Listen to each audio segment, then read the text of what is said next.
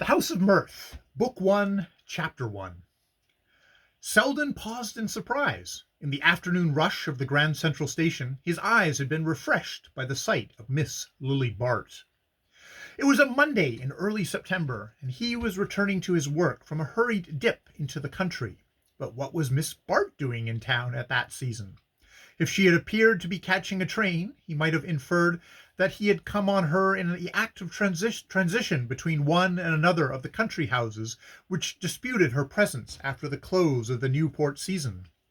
But her desultory air perplexed him. She stood apart from the crowd, letting it drift by her to the platform or the street, and wearing an air of irresolution which might, as he surmised, be the mask of a very definite purpose. It struck him at once that she was waiting for someone, but he hardly knew why the idea arrested him. There was nothing new about Lily Bart, yet he could never see her without a faint movement of interest. It was characteristic of her that she always roused speculation, that her simplest acts seemed the result of far-reaching intentions. An impulse of curiosity made him turn out of his direct line to the door and stroll past her. He knew that if she did not wish to be seen, she would contrive to elude him, and it amused him to think of putting her skill to the test. "Mr. Selden, what good luck!" She came forward, smiling, eager almost, in her resolve to intercept him. One or two persons, in brushing past them, lingered to look, for Miss Bart was a figure to arrest even the suburban traveller rushing to his last train. Selden had never seen her more radiant. Her vivid head, relieved against the dull tints of the crowd, made her more conspicuous than in a ballroom, and under her dark hat and veil she regained the girlish smoothness, the purity of tint that she was beginning to lose after 11 years of late hours and indefatigable dancing. Was it really 11 years? Selden found himself wondering. And had she indeed reached the 9 and 20th birthday, with which her rivals credited her? "What luck!" she repeated. "How nice of you to come to my rescue." He responded joyfully that to do so was his mission in life, and asked what form the rescue was to take. "Oh, almost any. Even to sitting on a bench and talking to me. One sits out a cotillion. Why not sit out a train? Isn't it a bit hotter here than in Mrs. Van Osburgh's conservatory? And some of the women are not a bit uglier." She broke off, laughing, to explain that she had come up to town from Tuxedo on her way to the Gus Trentors at Belmont, and had missed the 3:15 train to Rhinebeck. "And there isn't another till 5:30. She consulted the little jeweled watch among her laces. "Just 2 hours to wait, and I don't know what to do with myself. My maid came up this morning to do some shopping for me, and was to go on to Belmont at 1 o'clock, and my aunt's house is closed, and I don't know a soul in town." She glanced plaintively about the station. "It is hotter than Miss Van Osburgh's, after all. If you can spare the time, do take me somewhere for a breath of air." He declared himself entirely at her disposal. The adventure struck him as diverting. As a spectator, he had always enjoyed Lily Bart, and his course lay so far out of her orbit that it amused him to be drawn for a moment into the sudden intimacy which her proposal implied. "Shall we go over to Sherry's for a cup of tea?" She smiled assentingly, and then made a slight grimace. "So many people come up to town on a Monday. One is sure to meet a lot of bores. I'm as old as the hills, of course, and it ought not to make any difference. But if I'm old enough—" "You're not," she objected gaily. "I'm dying for tea, but isn't there a quieter place?" He answered her smile, which rested on him vividly. Her discretions interested him almost as much as her imprudences. He was so sure that both were part of the same carefully elaborated plan. In judging Miss Bart, he had always made use of the argument from design. "The resources of New York are rather meagre," he said, "but I'll find a hansom first, and then we'll invent something."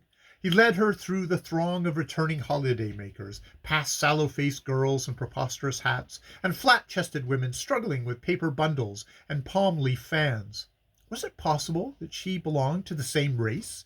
The dinginess, The crudity of this average section of womanhood made him feel how highly specialized she was. A rapid shower had cooled the air, and clouds still hung refreshingly over the moist street. "How delicious! Let us walk a little," she said, and as they emerged from the station. They turned into Madison Avenue and began to stroll northward. As she moved beside him with her long, light step, Selden was conscious of taking a luxurious pleasure in her nearness, in the modelling of her little ear, the crisp upward wave of her hair. Was it ever so slightly brightened by art? And the thick plaiting of her straight black lashes. Everything about her was at once vigorous and exquisite, at once strong and fine. He had a confused sense that she must have cost a great deal to make, that a great many dull and ugly people must, in some mysterious way, have been sacrificed to produce her. She was aware that the qualities distinguishing her from the herd of her sex were chiefly external, as though a fine glaze of beauty and fastidiousness had been applied to vulgar clay. Yet the analogy left him unsatisfied, for a coarse texture will not take a high finish, and it was not possible that the material was fine, but the circumstance had fashioned it into a futile shape. As he reached this point in his speculations, the sun came out, and her lifted parasol cut off his enjoyment. A moment or two later, she paused with a sigh. "Oh dear, I'm so hot and thirsty, and what a hideous place New York is." She looked despairingly up and down the dreary thoroughfare. Other cities put on their best clothes in summer, but New York seems to sit in its shirt sleeves.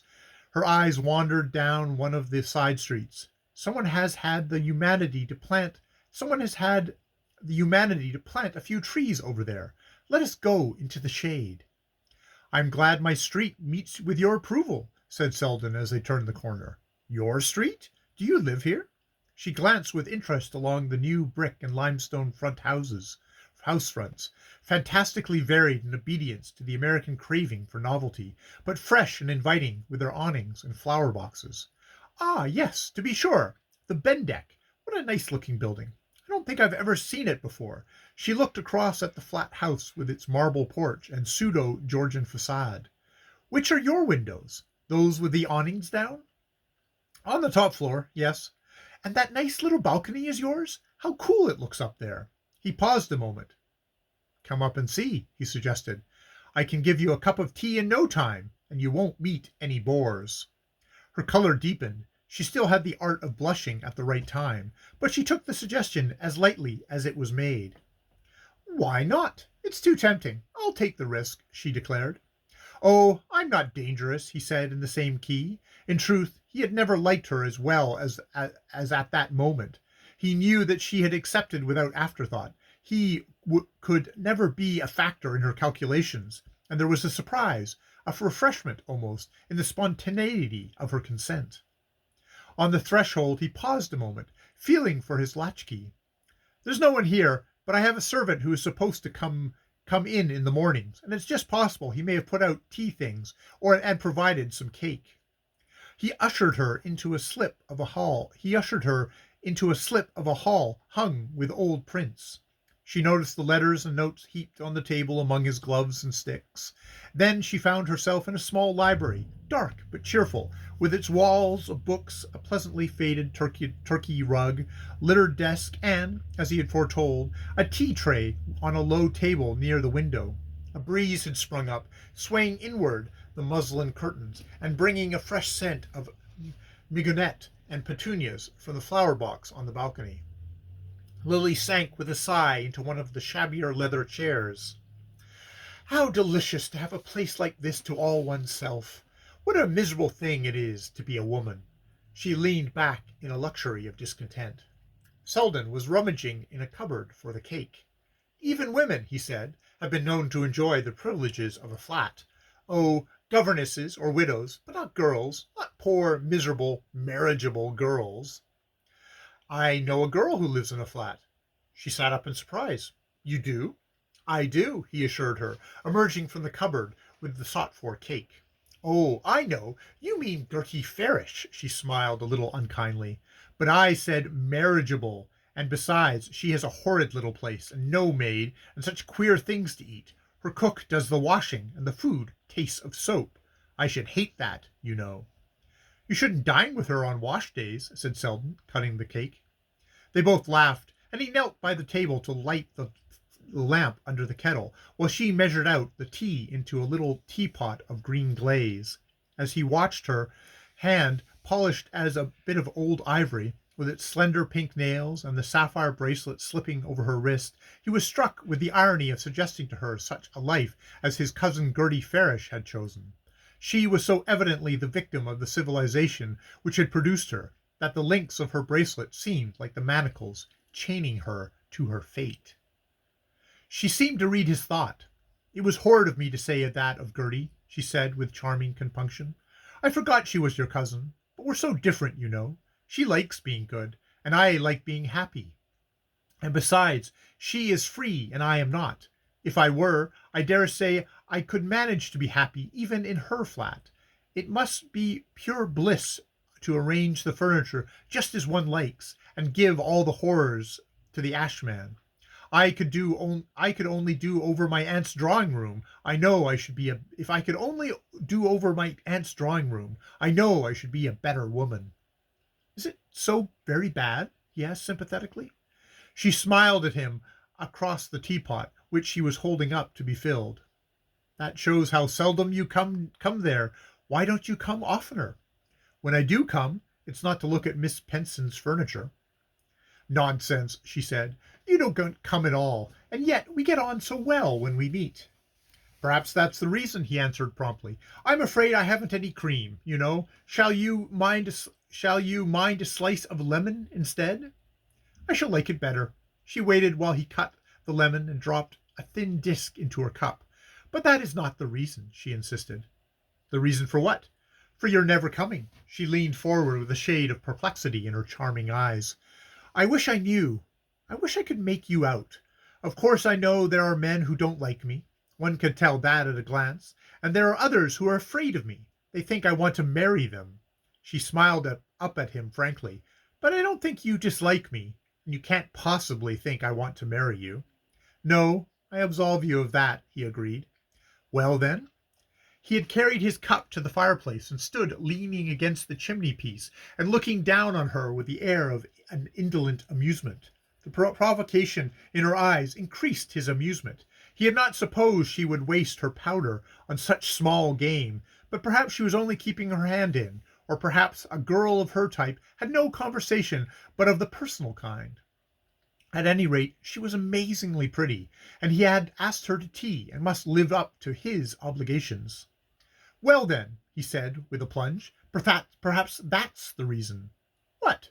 "The fact that you don't want to marry me. Perhaps I don't regard it with such strong inducement to go and see you." He felt a slight shiver down his spine as he ventured this, but her laugh reassured him. "Dear Mr. Selden, that wasn't worthy of you. It's stupid of you to make love to me, and it isn't like you to be stupid." She leaned back, sipping her tea with an air so enchantingly judicial that, if they had both been in her aunt's drawing-room, he might almost have tried to disprove her deduction. "Don't you see," she continued, "that there are men enough to say pleasant things to me, and that what I want is a friend who won't be afraid to say disagreeable ones when I need them? Sometimes I fancy you might be that friend. I don't know why, except that you are neither a prig nor a bounder, and that I shouldn't have to pretend with you or be on my guard against you." Her voice had dropped to a note of seriousness, and she sat gazing up at him with the troubled gravity of a child. "You don't know how much I need such a friend," she said. "My aunt is full of copybook axioms, and they are all meant to apply to conduct in the early 50s. I always feel that to live up to them would include wearing book muslin with gigot sleeves. And the other women, my best friends, well, they use me or abuse me, but they don't care a straw what happens to me. I've been about too long. People are getting tired of me. They're beginning to say I ought to marry." There was a moment's pause, during which Selden meditated one or two replies, calculated to add a momentary zest to the situation, but he rejected them in favor of one of the simple question, "Well, why don't you?" She colored and laughed. "Ah, I see you are a friend after all, and that is one of the disagreeable things I was asking for." "It wasn't meant to be disagreeable," he returned amicably. "Isn't marriage your vocation? Isn't it what you were all brought up for?" She sighed. "I suppose so. What else is there?" "Exactly. And so why not take the plunge and have it over?" She shrugged her shoulders. "You speak as if I ought to marry the first man who came along. I didn't mean to imply that you are as hard put to it as that, but there must be someone with the requisite qualifications." She shook her head wearily. "I threw away one or two good chances when I first came out. I suppose every girl does. And you know I am horribly poor, and very expensive. I must have a great deal of money." Selden had turned to reach for a cigarette box on the mantelpiece. "What's become of Dilsworth?" he asked. "Oh, his mother was frightened. She was afraid I should have all the family jewels reset, and she wanted me to promise that I wouldn't do over the drawing room." "The very thing you were marrying for." "Exactly. So she packed him off to India. Hard luck, but you can do better than Dilworth." He offered the box, and she took out 3 or 4 cigarettes, putting one between her lips and slipping the others into a little gold case attached to her long pearl chain.